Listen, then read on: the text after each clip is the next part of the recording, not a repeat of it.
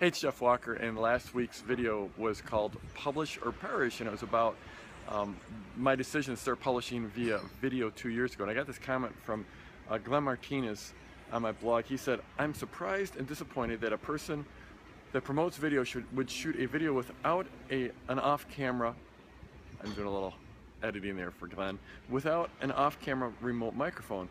I agree with your message, just think it's rank amateur. But body language is looking off frame and you're turning back to the camera. Seems odd to pick a location with background noise that filters the message.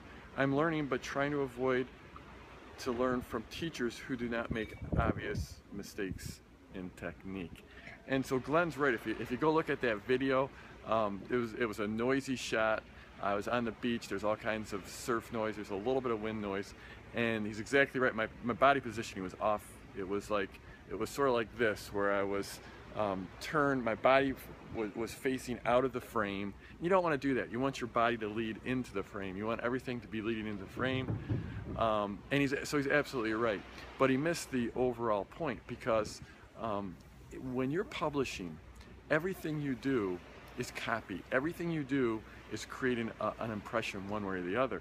And whereas my body language was wrong in that video, and it would have been nice to use a good audio, and it was a little noisy for a location. The point of that video was to encourage people to publish via video, and to publish regularly. And one of the the subtext to that message was, you don't have to be perfect. It's the thing that's holding so many people back from publishing, especially via videos. They don't like the way they look on camera. They don't know how to shoot. They're intimidated by the equipment. They think they need professional quality. And if you go and take a look at the videos on my blog, some of them are super high quality. We publish very professional looking video, but then I mix in some of these selfies where I'm shooting with my iPhone.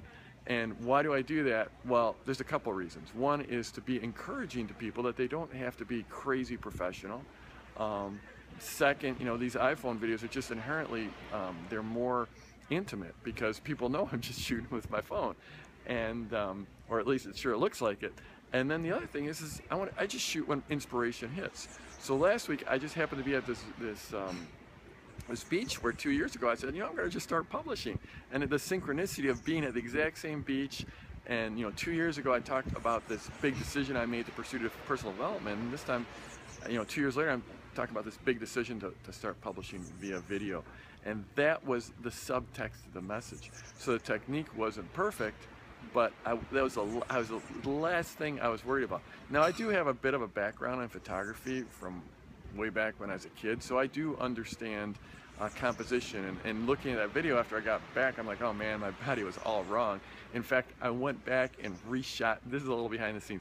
I rushed back to reshoot the video, and I did reshoot it, but the wind had picked up and the noise was even worse. So the thing is inspiration hit, and I knew it wasn't perfect, but that was part of the message. That's what I wanted to convey. In fact, if you look at everything I publish and much of my brand, it's about making it okay to not be perfect.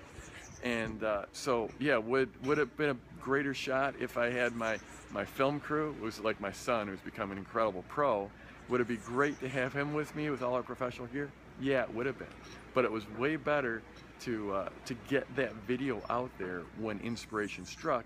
And also, I very much understand that everything you do, from your email to the copy on your social, to the copy on your YouTube videos, to even the way you dress and look, you don't have to stress about this too much, but everything you do is part of the message as a publisher. And and clearly I'm letting you behind the scenes. Clearly one of the parts of my message is, you don't have to be perfect, because I don't want you to wait till you're going to be perfect, because you're not ever going to be perfect. I'm never going to be perfect. This light I'm shooting, it's a pretty nice backdrop I've got. Light's not great. I mean, I'd like to show you this view out here, but then the light will be even worse. You can't see me, right? So, you want to be aware of that stuff, but you don't want to obsess about it. It's way better to be getting your message out there and getting it better over time. Here's another thing: is when you first start publishing, the world's not going to be watching you. You're not going to, when you start out, you always have a smaller audience, and you have time to get better and better. So I just want to say, Glenn, thanks for the message. I appreciate it. Clearly, if you watch the comments, you look at the thumbs up versus thumbs down in that video, and you look at the number of views, I clearly, even though it wasn't perfect, I clearly made a bit of an impact. People were inspired. And so that's the key, is how can you inspire and be a leader?